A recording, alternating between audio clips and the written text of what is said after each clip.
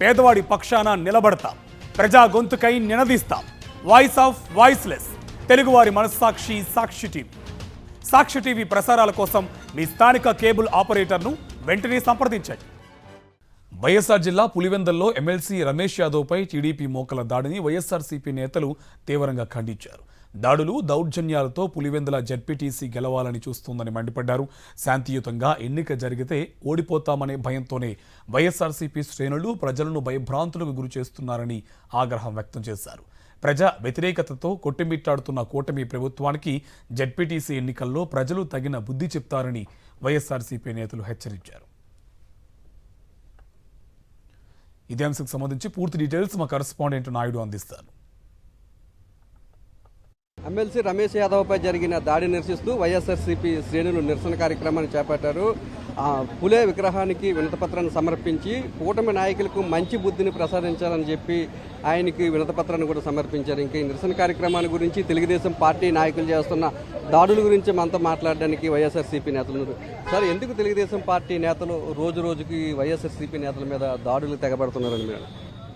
దిగజారుడు రాజకీయం ఇది, భయం చెందుతా ఉంది. ఈరోజు కూటమి ప్రభుత్వం, ముఖ్యంగా తెలుగుదేశం, కంప్లీట్లీ గవర్నెన్స్ మీద కంట్రోల్ లాస్ అయిపోయారు. ప్రజల్లో ఒక కంప్లీట్ వ్యతిరేకత వచ్చేసింది ఈ కూటమి ప్రభుత్వం మీద. జగన్మోహన్ రెడ్డి గారు ఎక్కడికి వెళ్ళినా సరే ప్రజాదరణ బాగా పెరిగిపోతుందన్నమాట. అంటే 40% ఓటింగ్ ఇప్పుడు చూస్తే ఒక 60% ఓటింగ్కి పోలరైజేషన్ వచ్చిందన్నమాట. సో అంత యాంటీ ఎన్కంబరెన్సీ డెవలప్ అయిపోయింది కూటమి ప్రభుత్వం మీద.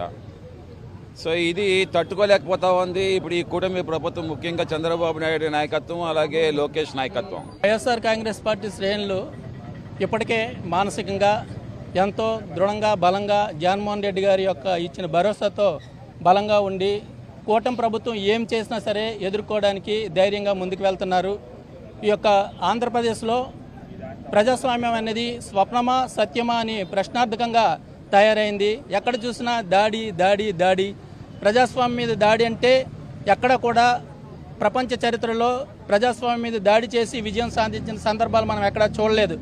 ఈ విషయాన్ని కూటమి ప్రభుత్వంలో చంద్రబాబు నాయుడు గారు ముందుగా తెలుసుకోవాల్సిన అవసరం ఎంతైనా ఉందని తెలియజేస్తున్నాం. చంద్రబాబు నాయుడు గారు, లోకేష్ గారు కానీ అంబేద్కర్ గారు రాసిన రాజ్యాంగాన్ని కూనీ చేస్తూ రెడ్ బుక్ రాజ్యాంగం అమలు పరుస్తున్నారని ప్రజలందరూ కూడా తెలిసిపోయింది. 100% మొన్న కూడా మహానాడు చూసాం. ఎక్కడ పెట్టారు? కడపలో తీసుకెళ్ళి పెట్టారు. సిగ్గుచరం లేకుండా ఇప్పటికి కూడా జగన్నామ స్మరణ చేస్తున్నారు. ఈరోజు కూడా ప్రతి విషయంలో మంచి జరిగినా జగన్ గారి పేరే, వాళ్ళ చేతకాంతనాన్ని కూడా జగన్మోహన్ రెడ్డి గారి పేరు మీదకే తోస్తున్నారు. నేను ఒకటే ప్రశ్నిస్తున్నా, నిన్న ఇక్కడ కూడా జీఎంసీ ఎన్నికల్లో మీరు చూశారు, 32 మంది వైసీపీ కార్పొరేటర్లు ఉంటే పోటీ చేసిన ప్రతి సభ్యులకు కూడా అంతకన్నా ఎక్కువ ఓట్లు వచ్చి మా సభ్యురాలు ఒకరు గెలిచారు అంటే ఇంతకన్నా నిదర్శనం ఏం కావాలి? తప్పకుండా మేము ఒకటే చెప్తున్నాం, విశాఖపట్నాన్ని పెద్దల అందరూ కూడా సహకారంతో ఎవరి మీద చేసినా సరే ఊరికినే ప్రసక్తి లేదు. ఈ ఎన్నికల్లో విజయం సాధిస్తుందని వైసీపీ, తెలుగుదేశం పార్టీ నాయకులు కానీ కూటమి నేతలు కానీ చేసిన దాడులకు భయపడే ప్రసక్తి లేదని, ఇటువంటి దాడులు చేయడం ద్వారా ప్రజలను భయభ్రాంతులకు గురి చేసి ఓటింగ్కు వారు దూరం చేసి రిగ్గింగ్ చేసుకోవాలన్న ఆలోచనతోనే ఇటువంటి దాడులకు కూటమి నేతలు పాల్పడుతున్నారని చెప్పి వైఎస్ఆర్సీపీ నేతలు చెప్తారు. కెమెరా రమేష్తో నాయుడు, విశాఖపట్నం నుంచి.